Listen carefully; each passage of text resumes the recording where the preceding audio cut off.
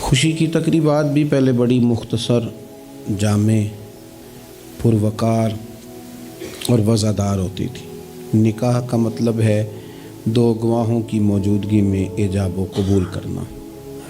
مختصر سے لوگوں کے بیچ بیٹھ کے نکاح ہو جاتا تھا۔ مختصر سے لوگ ولیمے کی دعوت کے بعد دعائے خیر پر اپنے اپنے گھروں کو چلے جاتے تھے۔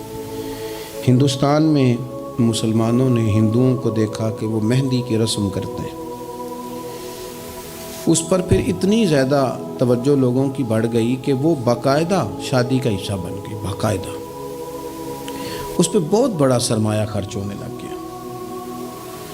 پھر اس کے ساتھ ساتھ فی نفس ہی عورت کا ہاتھوں پہ مہندی لگانا تو ناجائز نہیں، لیکن اس میں پھر ایک باقاعدہ تقریب رکھ لینا، پھر مرد عورتوں کا اکٹھے ہونا، پھر ڈھول ڈھمکا ہونا، پھر شور شرابہ ہونا، اس کی شریعت قطعاً اجازت نہیں دیتی۔ پھر یہ ہوتا تھا کہ شادی سے قبل جب رشتہ طے ہوتا تھا تو طریقہ یہ تھا کہ لڑکی اور لڑکے کا نکاح کر دیا جاتا تھا اور مناسب وقت پر رخصتی ہو جاتی تھی۔ نبی پاک صلی اللہ تعالیٰ علیہ وسلم نے حضرت سیدہ عائشہ صدیقہ رضی اللہ تعالیٰ عنہ کے ساتھ نکاح کیا اور 3 سال کے بعد رخصتی ہوئی۔ چلے بعد میں لوگوں نے اگر نکاح نہ کیا تو پھر کہا کہ نسبت طے کر دی ہے۔ یہ بڑا سونا، اچھا، صاف ستھرا فکرہ تھا۔ اب باقاعدہ اس نام کو منگنی کا نام دے دیا گیا ہے، اور ہم دوسروں کی چال چلتے چلتے اپنی وفاداری بھولتے جا رہے ہیں۔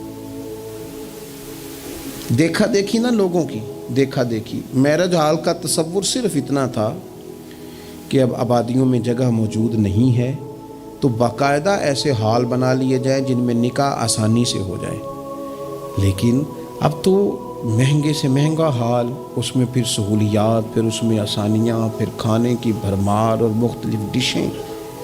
یہ سوائے اپنے اوپر بوجھ ڈالنے کے، امیر بوجھ ڈالتے ہیں، غریبوں کو پریشان کرتے ہیں، ان کے بچے دیکھا دیکھی اس چکر میں پڑ جاتے ہیں، حالات سنگینی کا رخ اختیار کر جاتے ہیں۔ منگنی باقاعدہ میرج ہال میں ہونے لگ گئی۔ اللہ تعالیٰ معاف فرمائے تو وہاں بھی مردوں عورتوں کا اختلاط ہے باقاعدہ۔ ابھی اس کا نکاح نہیں ہوا، وہ تو غیر محرم ہے، اس کو انگوٹھی دی جاتی ہے پہنانے کے لیے، اور لڑکا لڑکی کے ہاتھ میں انگوٹھی پہنا رہا ہے۔ ناراض نہ ہونا، حاجی صاحب بھی کھڑے ہوتے ہیں، نمازی صاحب بھی کھڑے ہوتے ہیں، وہ صاحب بھی کھڑے ہوتے ہیں جو مذہبی تقریبات میں آگے آگے دکھائی دیتے ہیں، لیکن یہاں دین ہی نہیں یاد آ رہا۔ کوئی شخص کلام کرنے کو تیار ہی نہیں ہے کہ میاں یہ تو حرام ہے، حرام ہے، اشد حرام ہے۔ جب تک ان کا نکاح نہیں ہو جاتا یہ ایک دوسرے کے لیے محرم نہیں ہے، لیکن کوئی روکنے والا نہیں۔ تقریبات بڑھتی گئیں، بوجھ بڑھتا گیا، بہت بڑا سرمایہ۔ ویسے بھی مسلمان نے کوئی، اس کی تو زندگی بڑی بامقصد ہے، اس نے کوئی یہاں الجھ کے تو نہیں نہ رہ جانا۔ پھر اور باتیں بڑی، سالگرہ ایک پورا وتیرہ اختیار کر گئی ہے، گھروں کے اندر سرائیت کر گئی ہے سالگرہ، ایک پوری تقریب بن گئی ہے، ایک پورا خرچہ لے گئی ہے وہ۔ کیا مسلمان اتنے اپنے آپ کو فضول سمجھنے لگے ہیں معاذ اللہ کہ وہ فارغ ہیں جس کام میں جو مرضی ایک ماحول بناؤ، اور پھر چلتے طرح طرح کی تقریبات اور طرح طرح کے، یہ فلانا جشن بہاراں آ گیا ہے تو یہ اپریل فول آ گیا ہے تو یہ بیماری نیو ایئر نائٹ کی آ گئی۔ میں نے رات بھی کہا تھا، جس قوم کی بچیاں کشمیر میں روز روتی ہوں وہ جشن منائے گی سڑکوں پہ نکل کے، جن لوگوں کے بھائی برما میں کاٹ دیے جاتے ہوں وہ جشن منائیں گے۔ او خدا کے بندو، لوگوں نے تو تنقید کر کے چپ کر گئے، تنقید کر کے۔ دیکھو جی عرب شریف والوں نے وہاں سینمے کھلوا دیے، تم تو تنقید کر کے چپ کر گئے نا۔ یہ وہ مقام کرب ہے، یہ وہ مقام خوف ہے۔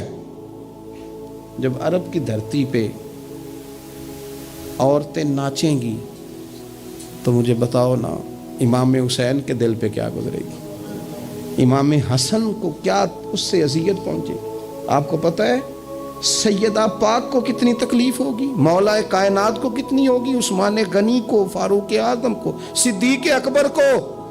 تمہیں پتہ ہے یہ عرب کا ملک کسی ایک شخص کی حکومت کی جگہ نہیں ہے، یہ کسی خاندان کا نہیں ہے، کسی قبیلے کا نہیں ہے، کسی سیاستدان کا نہیں ہے، یہ عرب شریف تو میرے نبی پاک کا وطن ہے۔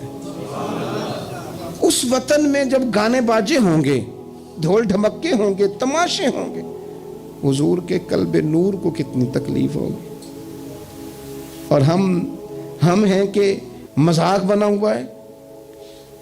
کہاں ہیں وہ لوگ جو روز کہتے تھے موویاں بنا بنا کے غریب لوگوں کو پکڑ کے کہتے تھے یہ فلانی غلط حرکت کر رہا ہے، یہ فلانی۔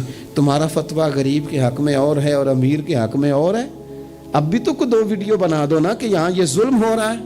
اور جب سال گزریں تو قومیں اپنا حساب کرتی ہیں، اور میرا اور آپ کا سال وہ گزر رہا ہے جہاں قرضہ زیادہ لے لیا گیا ہے، جہاں قومیں گروی رکھی جا رہی ہیں، جہاں ہمارا ہر پیدا ہونے والا بچہ مقروض پیدا ہوتا ہے، لیکن مزاج بن گیا نا بس مناؤ، جو ملتا ہے اسے مناؤ۔ یہ کس نے شوق پیدا کیا ہمارے بچوں کے اندر روز شادیوں پہ جانے کا، تیار ہو کے جانے کا؟ کس نے شوق پیدا کیا؟ بڑوں نے۔ نہ مانے بزرگ، بڑوں نے شوق پیدا کیا۔ ہم نے ابلاغ اس طرح کا کیا، او کدی کدی موقع آنا ہوں ہے، ہن اتھے بھی نہ جائیے، ورنہ ہمارے بچوں میں شوق کبھی نہ آتا۔ ہم نے ابلاغ کیا ہے، ہم نے توجہ دلائی ہے۔ بچے چھٹیاں کر رہے ہیں، یہ ہم پریشان ہیں ان دنوں میں، پیپر بچوں کے قریب ہیں مدرسے کے، اور چوتھے دن کو بچہ درخواست لے کے آ جاتا ہے فلانے کی شادی ہے، فلانے کی شادی ہے۔ میرے ابا جی کہا کرتے تھے، تھوڑے سے ہم بڑے ہوئے تو ابا جی شادی پہ جانا ہے تو کہتے تھے جوان منڈیاں دا کی کام میں ویاواں تے جانے دا، ہم جائیں گے نا تمہاری اماں جائے گھر رہو آرام سے۔ ہمارے پرانے بزرگ اس طرح کی تربیت کرتے تھے، کہتے تھے تمہارا مطلب کیا، اس شادی پہ تم نے کیا کرنا؟ اور یہاں سارا کام ہی بچے اور بچیوں کو دے دیا گیا، بچے اور بچیوں کو، اور تیار کر کے نہیں جاتا۔ کسی خاص جگہ پہ کوئی مجبوری ہو جائے، قربت اتنی زیادہ ہو کہ رہا نہ جائے، تو کبھی نکاح پڑھانے کے لیے جاؤں نا تو بس میرے کانوں سے آواز ٹکراتی نہیں، لیکن میں سمجھ جاتا ہوں کہ کیا باتیں گونج رہی ہیں۔ اور پردہ ہی کر لو تھوڑا سا، وہ کہتے ہیں پردہ، یہ بچی کے نکاح کی مووی نہ بنی تو فلم ہی نہیں مکمل ہوگی۔ اس خوشی کے موقع پر بھی آپ یہ کہہ رہے ہیں کہ لو جی پردہ کرو اور دوپٹہ لو، تو اتنے پیسے دیے وہ بیوٹی پارلر والے کو، وہ کدھر جائیں گے؟ کون ہیں یہ لوگ سارے؟ میں اور آپ نہیں ہیں، ہم ہی تو ہیں یہ سارے۔ یہ کس پر تنقید کر کے ہم چپ کر گئے ہیں؟ ہم سارے خود ہیں، اور ہم سب مل ملا کے اس سوسائٹی کا حصہ بنتے جا رہے ہیں۔ اب تو بھائی وہ مہنگے میرج ہال کے اندر جب میرج ہال لیا جاتا ہے تو ایک سمت عورتیں، ایک سمت مرد، اور بیچ میں پردے کا بندوبست بھی نہیں کرایا جاتا، چونکہ یہ تو دکھیا نوس لوگ ہیں جو پردہ کراتے ہیں۔ وہ کہتے ہیں وہ لوگ اتنی تیاری کی، کپڑے دکھانے کس کو ہیں؟ تم پردہ کرا رہے ہو۔ خدا سے ڈرے، مسلمان ان ابس کاموں کے لیے نہیں ہے، تو اونچے مقاصد کے لیے آیا۔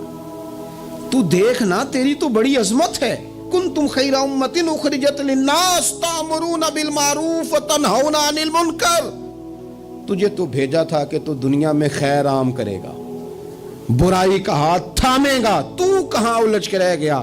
اپنی تقریبات پر تھوڑی توجہ دیں۔